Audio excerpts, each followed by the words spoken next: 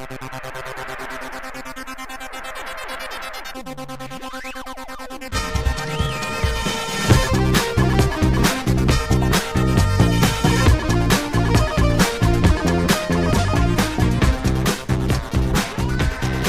guys, welcome back. This is Matt Chat, episode 127, featuring the fourth and the final part of my interview with Jay Branson, aka the Rampant Coyote. In this part of the interview, we talk more about the game, how well it's sold, the effects of piracy. It's really, I think, going to amaze you how much this game has been pirated. And a little bit more about how to play the game, and Jay gives you some strategies and tips for better play. A lot of great stuff, so without further ado, here is Mr. Jay Branson. So if you were making this game today, knowing what you know now, what would you have done differently? It would be in Flash. Okay, if I were to... Flash? Is that still around? It's the technology and the indie game world is a lot different today than it was 5 years ago when I kind of started.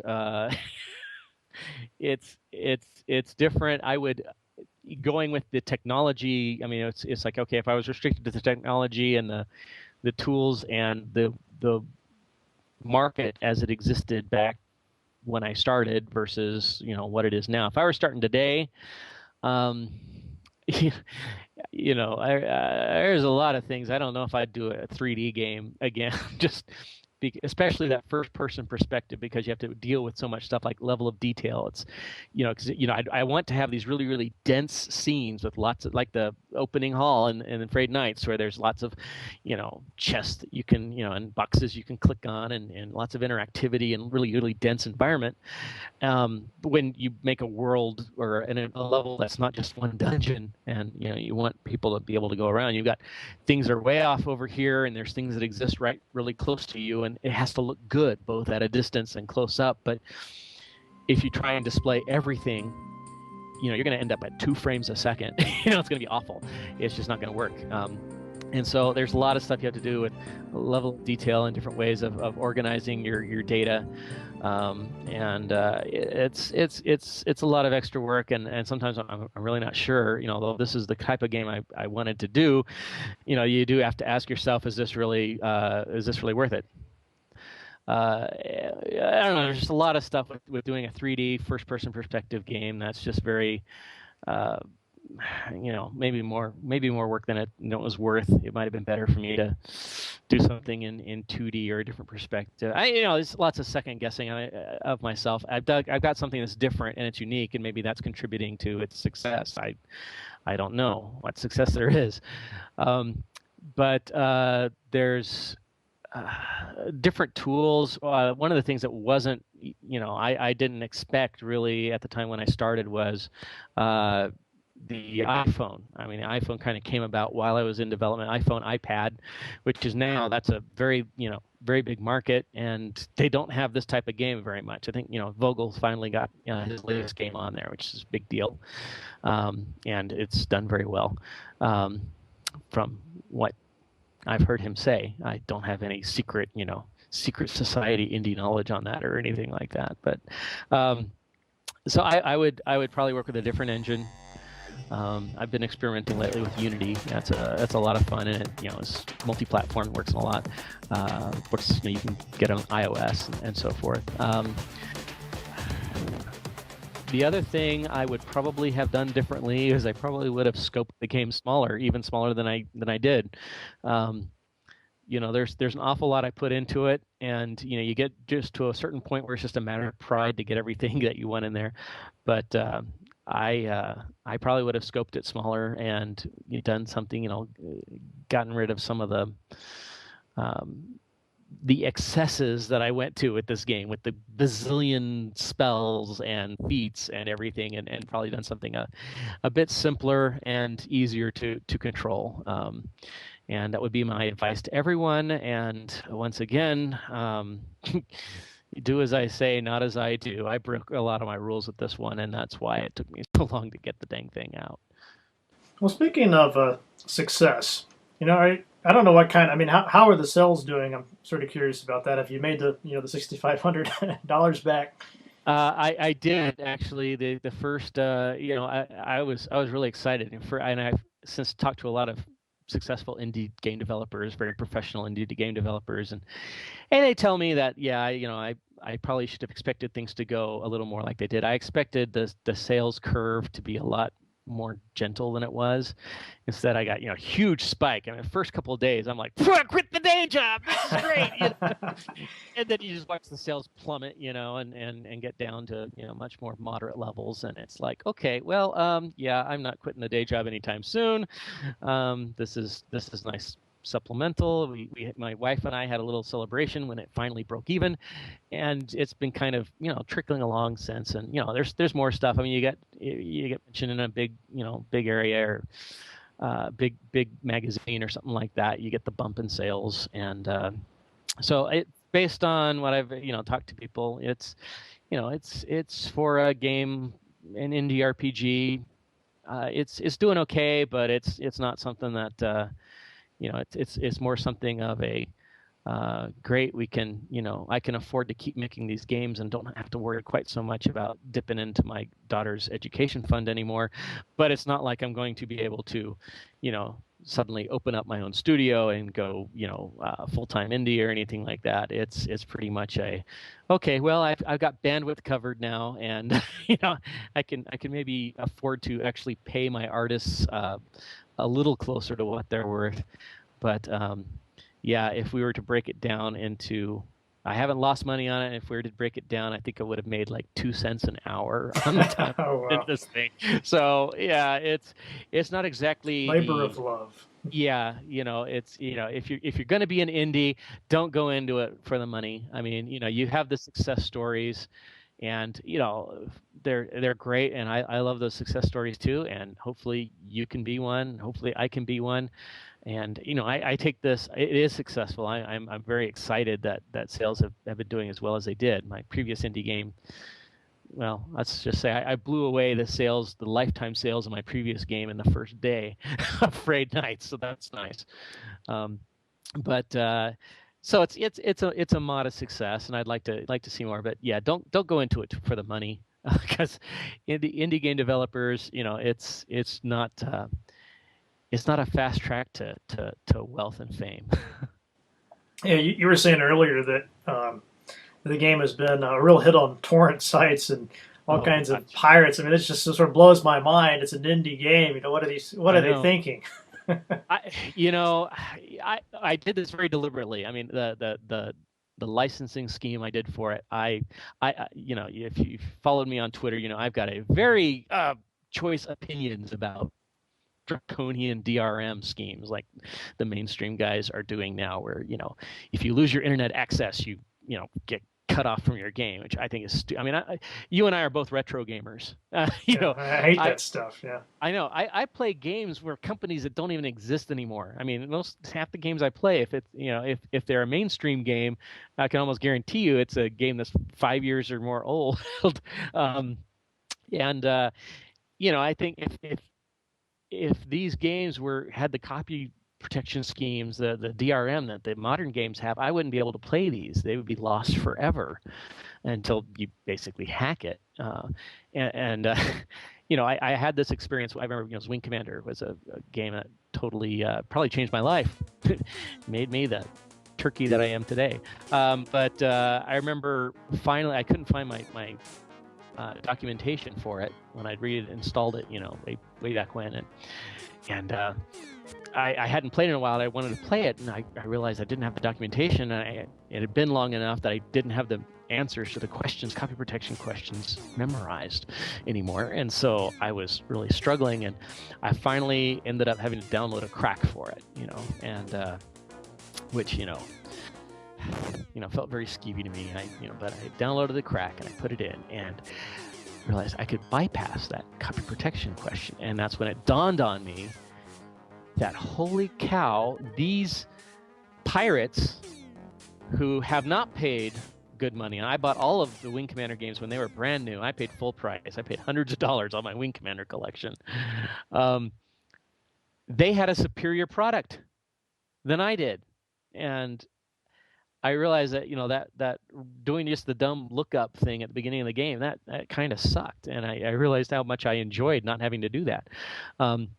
And that's something that's kind of stuck with me with these DRM schemes. When they do finally get a hacked version of the game, the pirates have a superior version. That's stupid. Why? I mean, the guys who paid the good money for the game, they're the ones that should have the superior service, the superior product. So I got very, very, big opinions about, keeping. I understand, especially now, once again, that Frayed Knights has suddenly gotten ripped off up the wazoo, and I did, there is a certain level that's necessary. I always thought it's okay, just keep the honest people honest.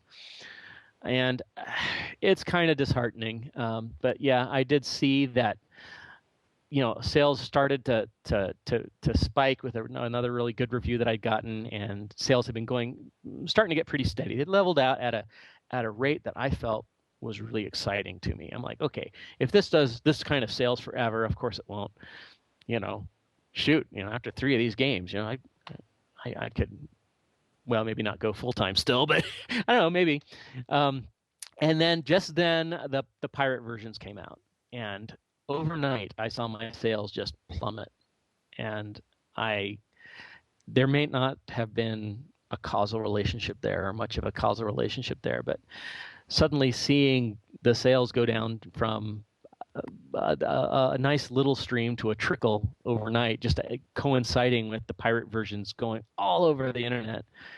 It's like, guys, I'm a father of 2. I got a mortgage and stuff. I paid for this thing out of my own pocket. I mean, I understand not everyone can, if you're living out in Timbuktu somewhere and probably can't can't afford it, but or maybe you don't want to buy it. But if you don't want to buy it, don't play it. I got a free demo. You can play the demo to your heart's content. There's a lot in there. Anyway, I just, it's what do you do? I want my first reaction was I want to, fight them, but I really don't. I'd rather make games. I don't want to spend my time, wasting my time trying to battle these guys. I want to make games for people who want to buy them. So, what are your plans for the future of this game? Are you going to update it for a while, make a sequel, or are you ready to move on to something else? Well, after working on the game as long as I did, there's a big part of me that just wants to take a break from Frayed Knights and do something else. I've actually been tinkering with playing with Unity with a little shooter or stuff like that, but I've actually really committed to making the rest of the game, the rest of the story. They've changed a lot since my initial plan, but since I had to kind of break it into smaller pieces just to make it, so I could actually finish before the heat death of the universe. I did have to kind of break the story up and change the story a little bit, but I've always planned on a much larger game, which is going to be in at least 2 other parts. And so I'm committed to doing them. I'm not sure if they're going to be the exact same engine, but I'm going to be making Frayed Knights 2 and Frayed Knights 3 with a really clever title besides just 2 and 3 in the future. And we've already, in fact, before we broke things up, we already had some work done on them. So how much of that we're going to retain, we'll have to see. But I've got lots of concept art. We got some finished models. We got some storyline. We got some dialogue. So we got pieces of the other 2, and I'm going to make the rest of them. And that's my principal focus, or will be very soon. With the release of Frayed Knights 1, the Skull of Smackdown, there's a lot. There's a lot of things that we found out. We had some fantastic testers. I mean, they played the game all the way through 3 times, totally different ways each time. They had different builds, different character styles, which was a thrill to me, even when they found that some builds were really unbalanced and made the game too easy or too hard or whatever. And so I had to, that's what they were there for. But they really did a great job of testing, and we found an awful lot of stuff. But even so, there's just no way that you can test everything. And so there's been some issues that people have come up with, and there's some stuff that turned out with a wider audience of less hardcore RPG fans. We did have some of those doing testing too, but there's some things that stick in their craw a little bit more than others, and so there's things that with the original game that I am addressing. So we are going to keep doing updates, and besides, it gives me an excuse to kind of let everyone know that the game still exists. They're still welcome to come and buy it if they want. It's okay. And so we got that, and so there. And who knows? I mean, we could be updating this first game for years. As things come out, if we do change engines, there's a chance we might, so that we could maybe go to different platforms. We may, besides PC and Mac, and possibly Linux. We may go ahead and retrofit the new engine to the game and do some cool things with that. So, and do a Frayed Knights, a Skull of Smackdown Gold or something. I'm really excited about the game. I'm really excited about the game system. I'm excited about the reception that it's received.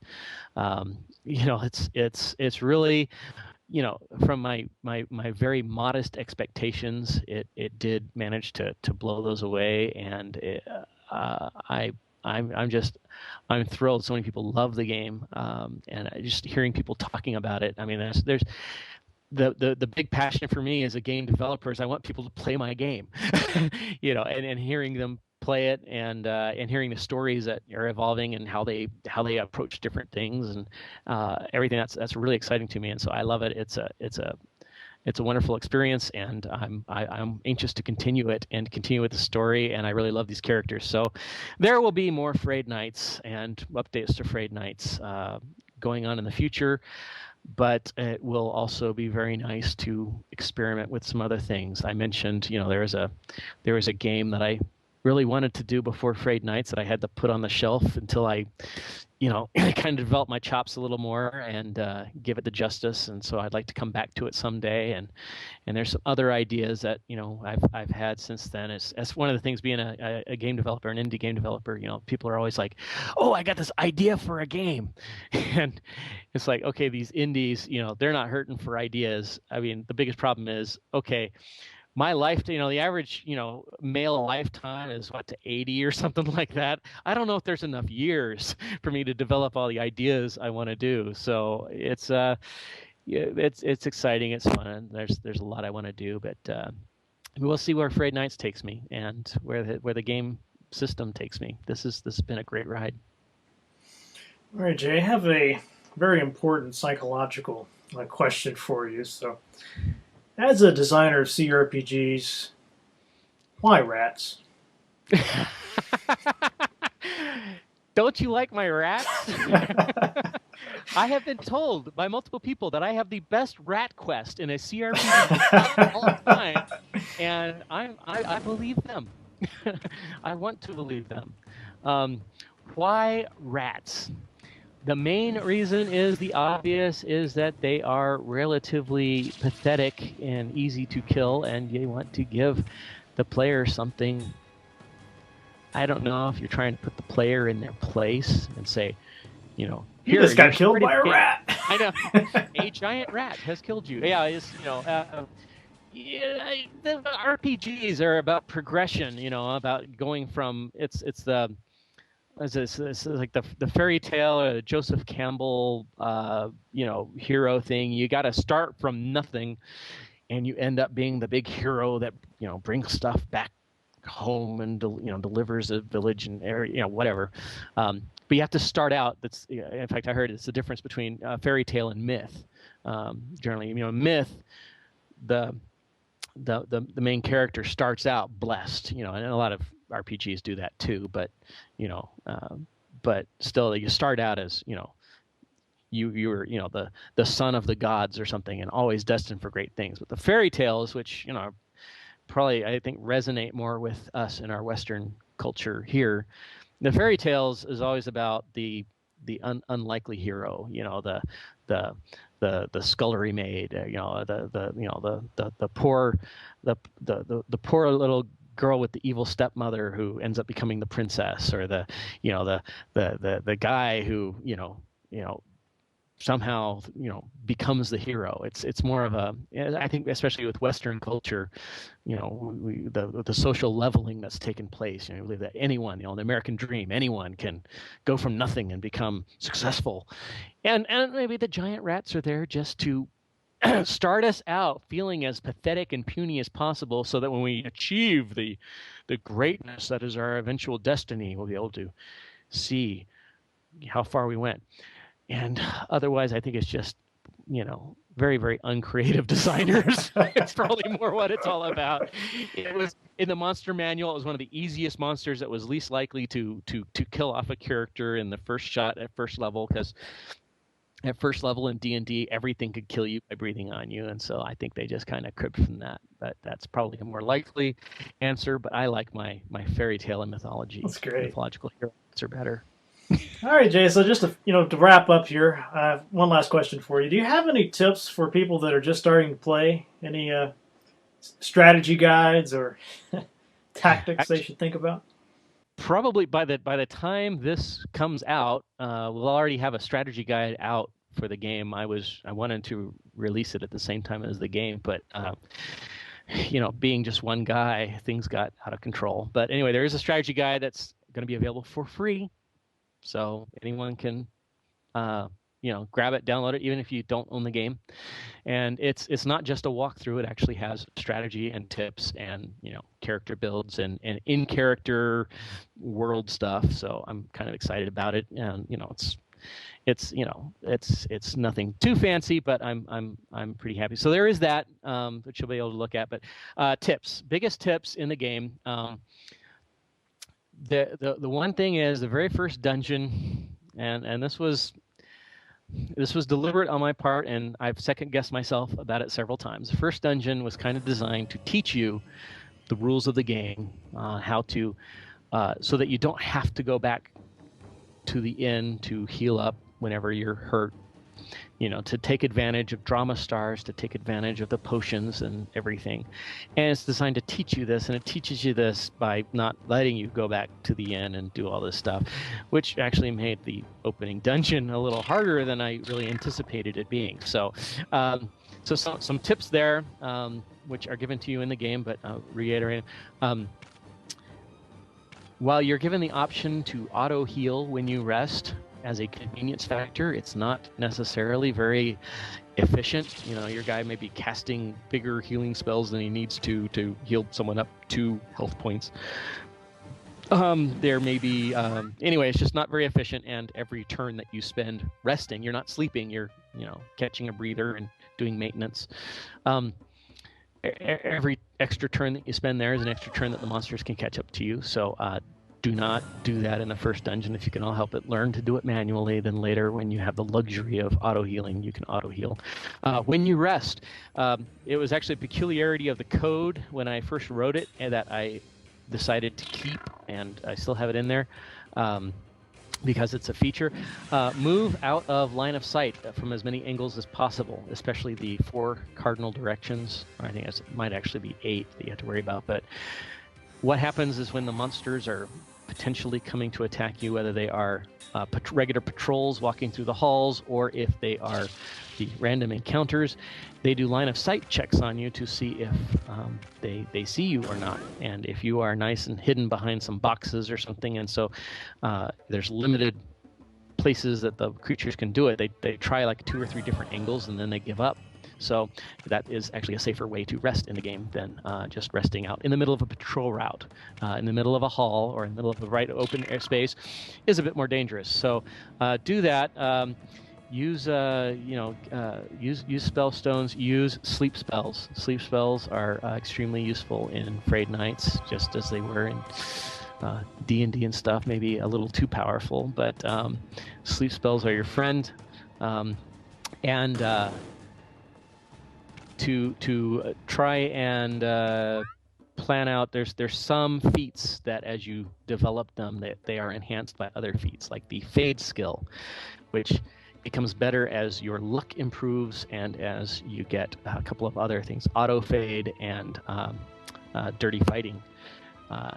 when you have all of those combined together, you become quite the powerhouse. Or dual wielding plus higher strength, so you can use a better weapon in your offhand, and then getting improved dual wielding and stuff like that. Those can really beef up the character and really change the game. And so, kind of play the game with that in mind. However, bear in mind that the way I structured the game, and maybe this wasn't great game design either, especially with the drama stars and everything else that I put in there, I didn't design the game to be super duper challenging for you, so you had to have an optimal build in order to succeed in the end game. The result of that is some people are like, well, the end game is easier than the beginning of the game.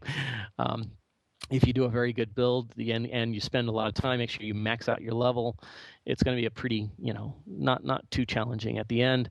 That was actually by design. I wanted, so if you played at your own pace and played at an average pace and maybe didn't hit all the optional content, you'd still, have a real good fighting chance at the end. So don't worry too much about having the perfect build. Experiment with some of the skills, and try and enjoy, and and don't take the game too seriously. And that's all for this week's episode. I hope you guys enjoyed that. Should be back next week with a brand new retrospective. As always, I want to thank you if you have donated to the show. It really means a lot to me. You're probably thinking about filling those stockings under the tree. Well, don't forget to fill old Matt's drinking horn too. I really appreciate it. As always, I want to leave you with a quotation, this time from Albert Einstein, and it goes something like this. If you want your children to be intelligent, read them fairy tales. If you want them to be more intelligent, then read them more fairy tales. See you guys next week.